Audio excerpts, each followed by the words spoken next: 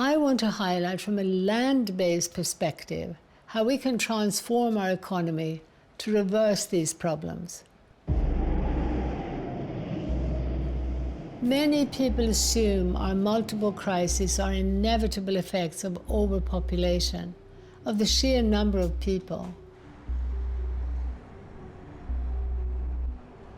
But when you look more closely, without the blindness of an industrial worldview, things look very different.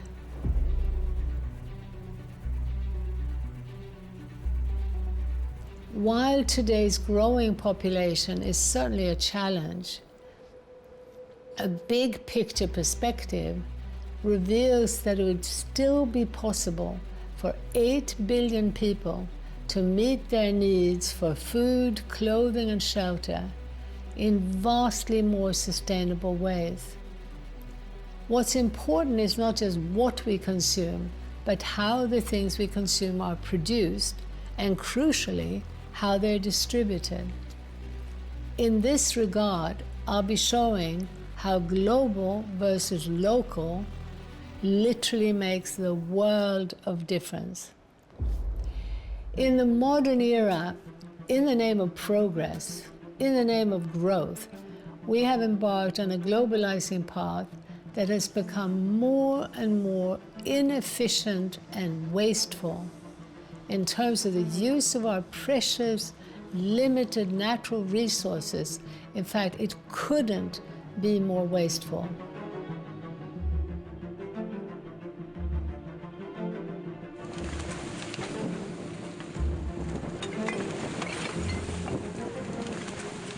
This inefficiency becomes most obvious when we look at the global food system.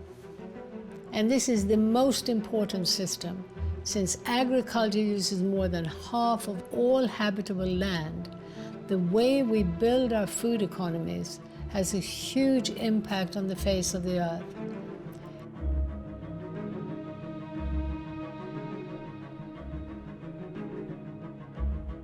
In ways that I'll describe, the global food system guzzles resources, pollutes the environment, and changes the climate.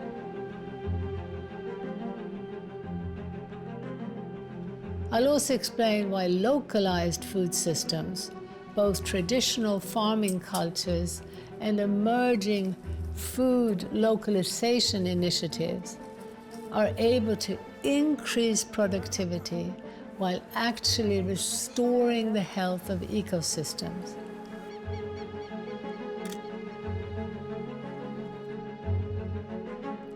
One of the biggest lies of our time is that the large-scale industrialized food system is efficient.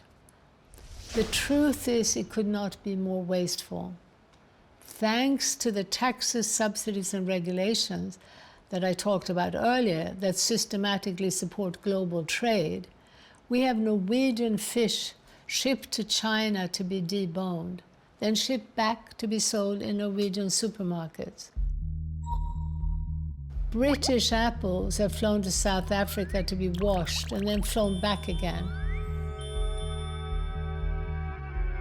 Argentinian pears are packed in Thailand and sold in the USA.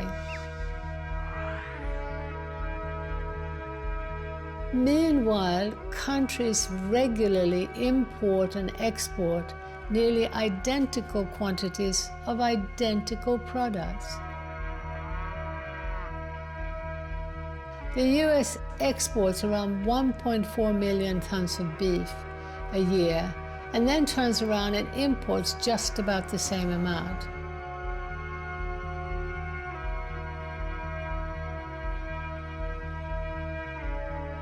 The UK imports and exports roughly equal amounts of butter, eggs, and milk.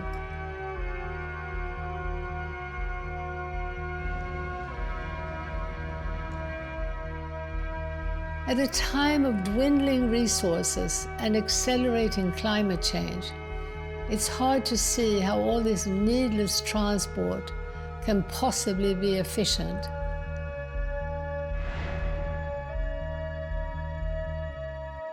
But unnecessary food miles represent just the tip of the iceberg.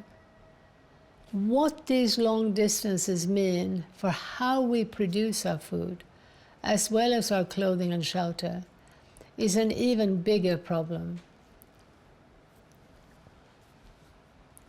In the entire modern era, farming, forestry, and fishery have been increasingly warped to suit large-scale middlemen who are trading over longer and longer distances. And this in turn is linked to the imposition of monoculture on the living world. Because if you're selling to a centralized market, you're pressured to produce lots and lots of just one or two standardized products. Monocultural production should be recognized as a deadly practice because the fundamental principle of all life is diversity.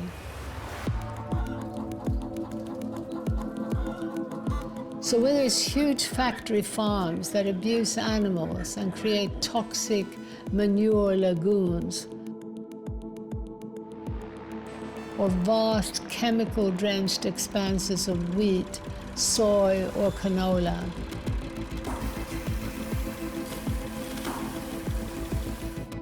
or mega fishing trawlers that empty the sea of life,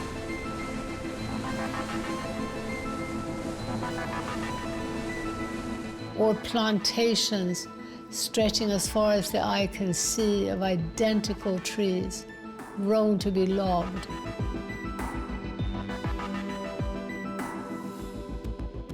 All of these destructive mega industries result from the pressures of the globalizing economic system.